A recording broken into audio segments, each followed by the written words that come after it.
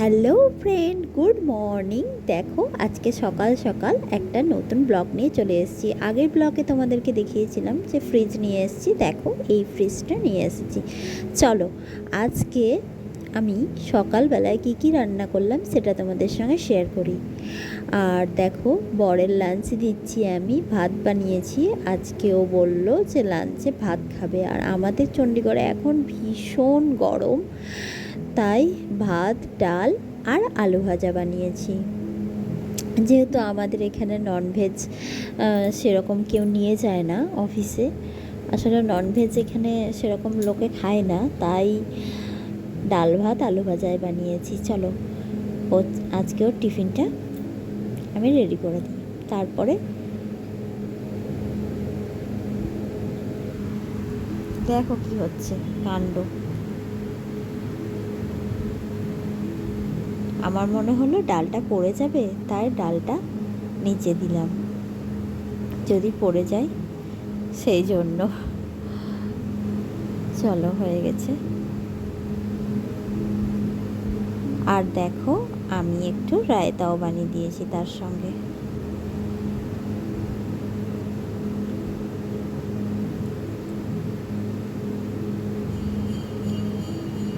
আর ওকে বলেও দিয়েছি রায়তাটা নিয়ে গিয়ে যেন ফ্রিজে রেখে দেয়, কেননা খারাপ হয়ে যেতে পারে অফিসে গিয়ে।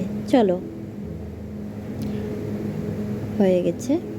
আর দেখো এখন বিকেলবেলা আমি একটু বেরোলাম, আর প্রচণ্ড গরম লাগছে, তাও মনে হলো একটু বেরোই, কারণ অনেক দিন ধরে বিকেলবেলা বেরোনো হয় না, তাই বেরোলাম।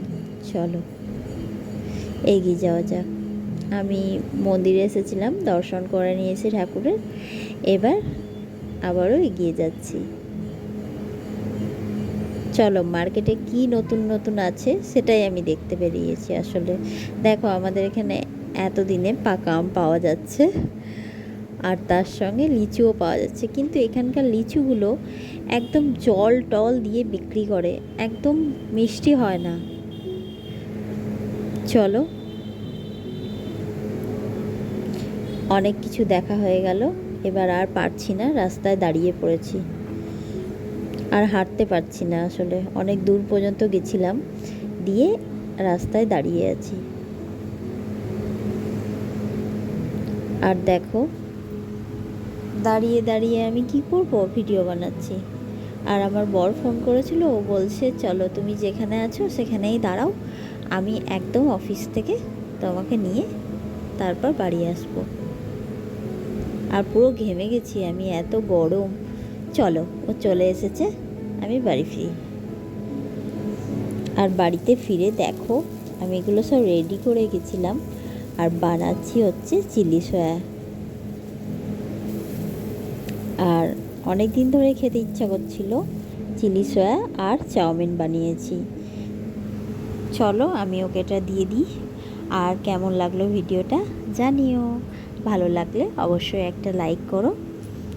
থ্যাংক ইউ আমার ভিডিওটা দেখার জন্য। সবাই ভালো থেকো, সুস্থ থেকো।